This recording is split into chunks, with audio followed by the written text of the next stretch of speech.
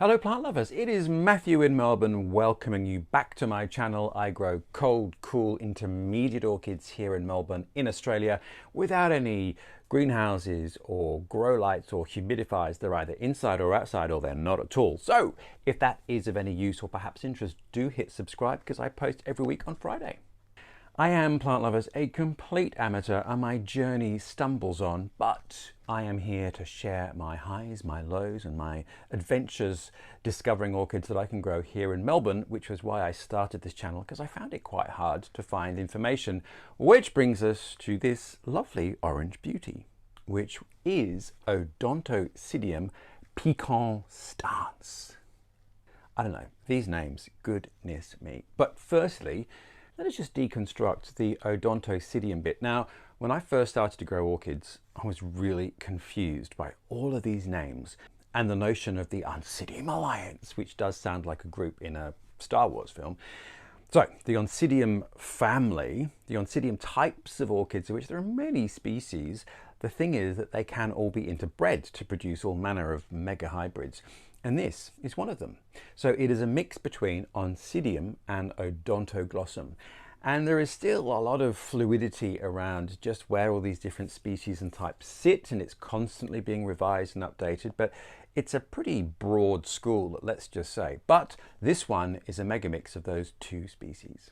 And I couldn't find anything about the name piquant and stanze. It could just mean fiery and upright. I don't know, like a piquant spice that's standing up. Who knows? Anyway, it is quite bright and it is got a very tall spike. So I bought this one because it is just so sort of tangerine orange, and I didn't really feel that I had an orchid in this colorway, which I don't. And here we are. It has flowered for me. And in fact, while I was away over the Christmas holidays, it just developed this spike. When I came back, ta-da, there it was. So Piquant Stanze, you have done your work without my help. But I just wanted to talk about the orchid itself. Now, as you can see, it's a bit of a scrappy looking fella, isn't it? Kind of all over the place. And as you can see, the new growths are climbing out of the pot.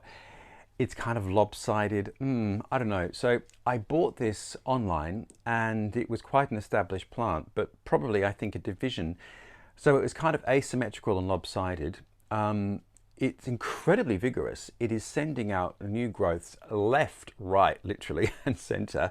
So I've got no issue about that. There's growths everywhere, but I don't know. It's just not a very attractive plant. I'm sorry, Piquant Stanze, but yeah, not very aesthetically satisfying. And when I did get it, because it was quite an established plant, there were quite a few sort of slightly tired and damaged leaves, like this one with sort of brown tips. You know, sometimes that can fill your heart with anxiety, thinking, oh my goodness, I am just bringing in some virulent pathogen into my life. But perhaps they're just old and tired leaves, which was the case with Odontocidium Piquant Stanze.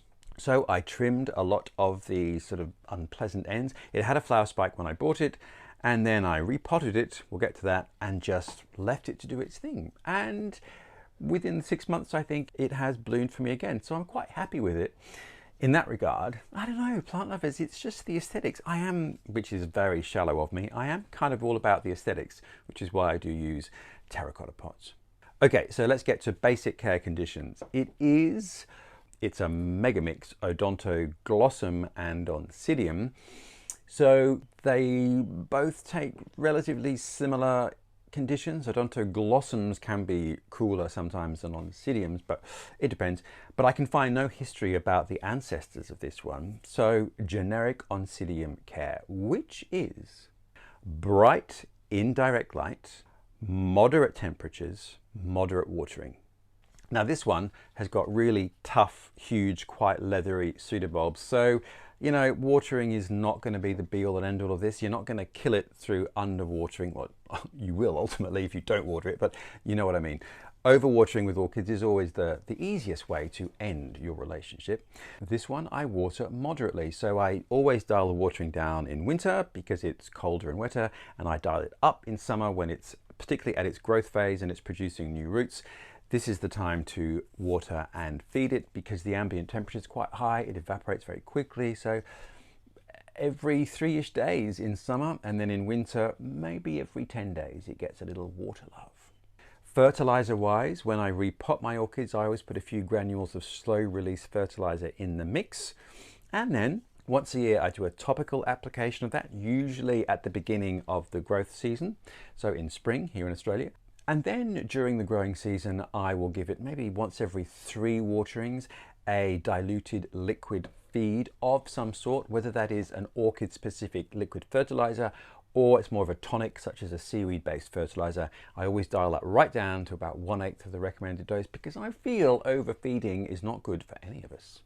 So all of my Oncidium Alliance orchids I keep indoors in winter. Now here in Melbourne our winter minimums can get down to sometimes 1 to 2 degrees Celsius at night, which is 35, 36, 38 degrees Fahrenheit, not freezing but pretty close. But generally our winter temperature minimums are between 5 to 10 degrees Celsius, which is below 50 degrees Fahrenheit. So cold, cool, but not freezing.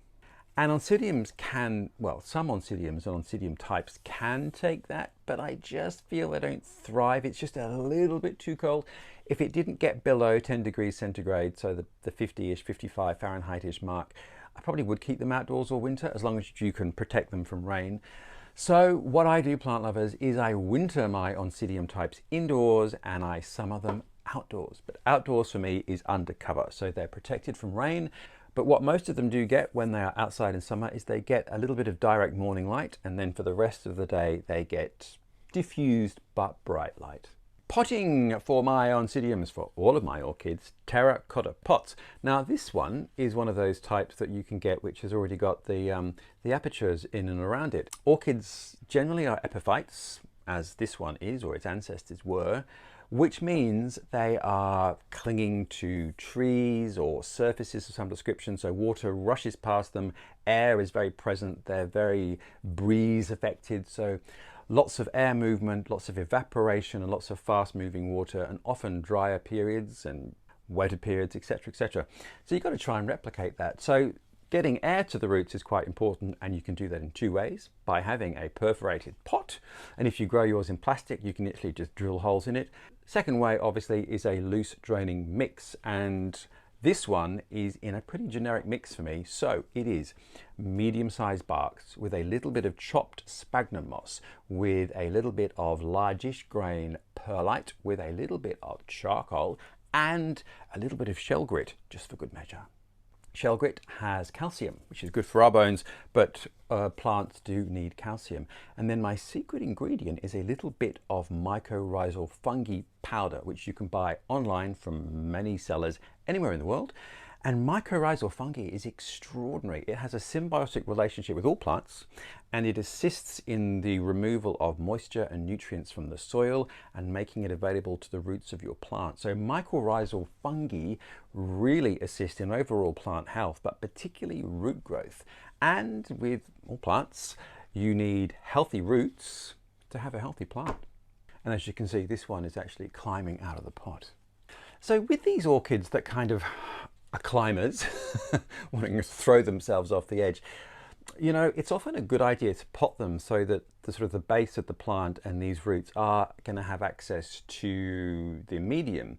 If you imagine in their natural environment, they kind of are going to creep over the tree and hug it in various positions. So they're not just, flat growing, they're growing in a sort of a 3-dimensional plane, I suppose. So you got to try and replicate it. But I'm going to say something awful because my heart isn't set on this orchid. I'm not going to really make much effort with the potting. To be brutally frank, I repotted it. It's claimed the pot and it's quite happy. It's producing massive growths everywhere. It's blooming. So I'm just going to leave it at that. But if you were to repot, the signs that you need to look for are the beginnings of the new growths and then the beginnings of the new roots. And the roots are very silvery with the green tip when they just start to come out, so they're fresh.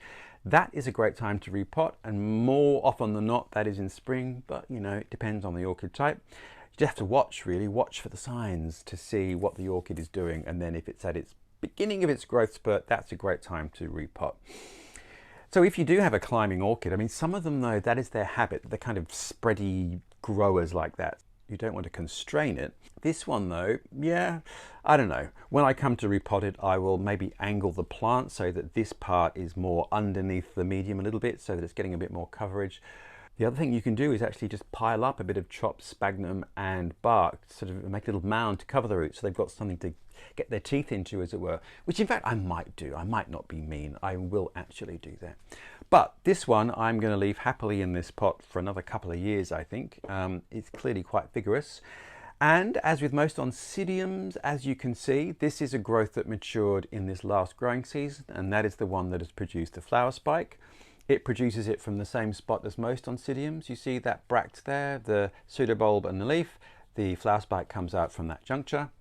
Sometimes worth keeping your eye on it because they can sometimes get a little bit caught if the leaf is quite tight. The flower spike can get a bit trapped and you might need to open the leaf just to give it more space. So keep your eye on that. Otherwise though, as you get flowers from new growths, the name of the game is vegetative growth, and this one has got so many growths I actually can't count them, which bodes well for flowering. You can see here, this is probably the original division when the plant was divided, the original back bulb that was used to create the new plant. So they do tend to get a bit unattractive as they age, like the rest of us. But you know, you have to put up with the wrinkles and the dehydration, I think. So when you do come to repot it, and if it is large and you want to separate the plant to create two, that will be the time when perhaps you would remove those old pseudobulbs. But in the meantime, they still have energy. They still have something to give, so we shouldn't be ageist. Anyway, I am not convinced by this one, and I hate to say that to you, poor flower, here in public, but I think once it not regains, but actually gains a sort of slightly more attractive and balanced shape, I think I might be a little bit more enthusiastic. What I do love though is the colour and the erectness of the flower spikes over the leaves. So it's a beautiful flame of tangerine golden orange, and the flowers are really beautiful. Lovely colour, but no fragrance. No, not an ounce of fragrance. Never mind. The colour and the sort of the drama of it makes up for that, I think. So there we are, plant lovers. Very tough, very reliable, easy bloomer, looks great because the contrast of the orange and the green is really lovely. Maybe my specimen is just a bit touched. Perhaps yours is much more attractive. Anyway, an easy orchid to grow, great one for colour, and great plant to grow indoors all the time if that's your environment. Great for me to grow outdoors part of the year and then indoors in winter. Anyway, I hope you've enjoyed this little visitation to our tangerine friend. I look forward to seeing you next week with another adventure of my orchid growing journey. Who knows where it might take us. So do hit subscribe if you want to know what that is. And until then, I look forward to seeing you next week. See you later.